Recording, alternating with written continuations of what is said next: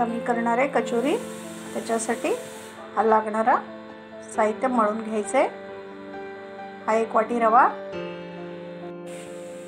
हा 1 वाटी डाळीचं कूट, हा बारीक रवा आहे। याला मी आता छान भाजून घेतलंय। हे आता आपल्याला मळून घ्यायचंय।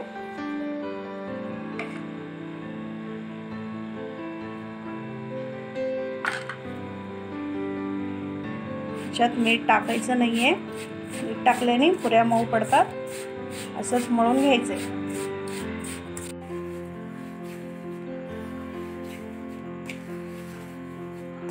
असं सगळे व्यवस्थित मळून घ्यायचंय।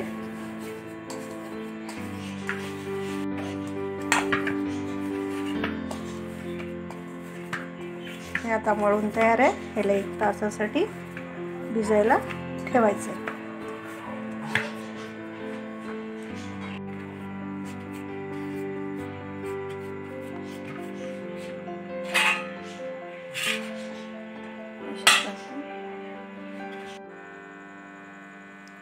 आता आपल्याला चटणी करून घ्यायचंय।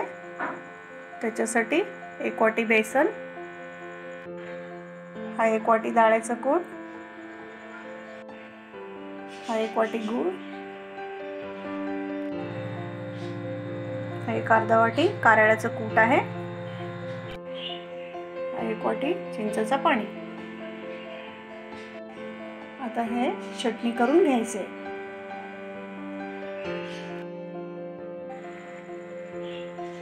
भांड गरम झालंय, थोडंसं तेल घालायचं।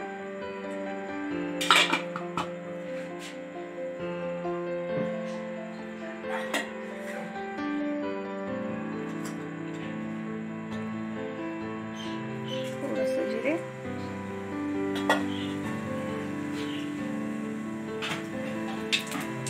हे चिंचाचं पाणी,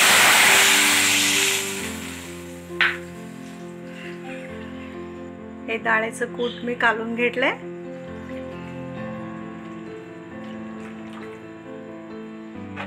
हे आधीच कालून घ्यायचंय। कालून घातल्याने हा चटणी व्यवस्थित होतो, गाठ होत नाही।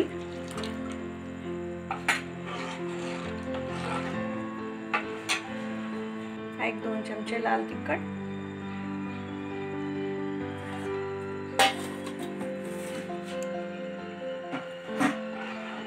छान मिक्स करून घ्यायचंय। चवीपुरतं मीठ, हा कारळ्याचा कूट,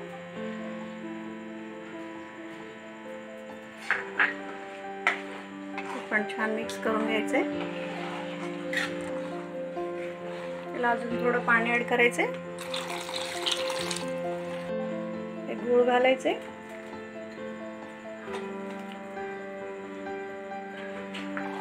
त्याला कंटिन्यू असंच फिरवत राहायचंय, नाहीतर ह्याचे गाठी होतात। मीडियम गॅसवरच ह्याला उकळवायचंय।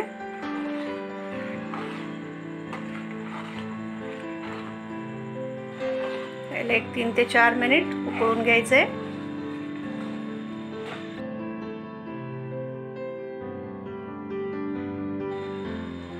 हे 3 ते 4 मिनिट ह्याला मी आता उकळून घेतलंय। हे कचोरीसाठी आपल्याला जास्त पातळही नाही, जास्त घट्टही नाही, ही अशी चटणी करून घ्यायची। चटणी झालेली आहे। आता कचोरी करून घेऊया। हे 1 तास झालं मी पीठ मळून ठेवून, हे छान भिजले। हे थोडंसं मैदा पीठ असं घालून ह्याच्यात हे छान असं एकजीव करून घ्यायचंय।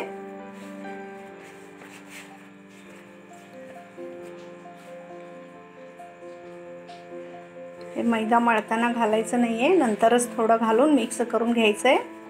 हे पुऱ्या कडक छान होतात।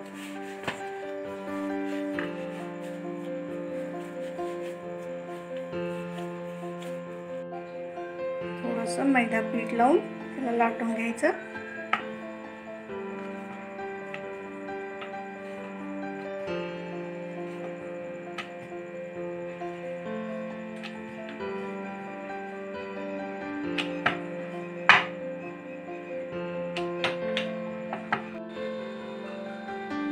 गरम झालाय, आता पुरी तळून घ्यायचे.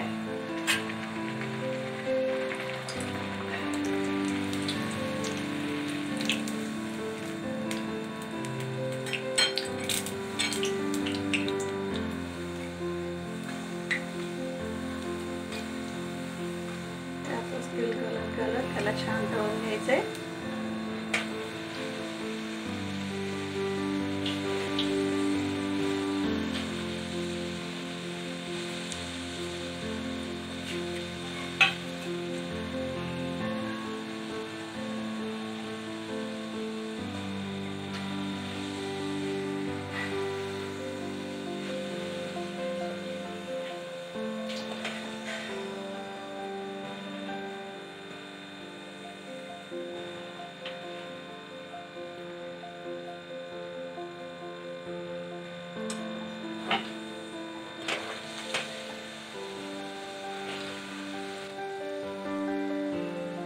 तळून झालेले आहे. आता असेच आपल्याला सगळे पुऱ्या तळून घ्यायचे.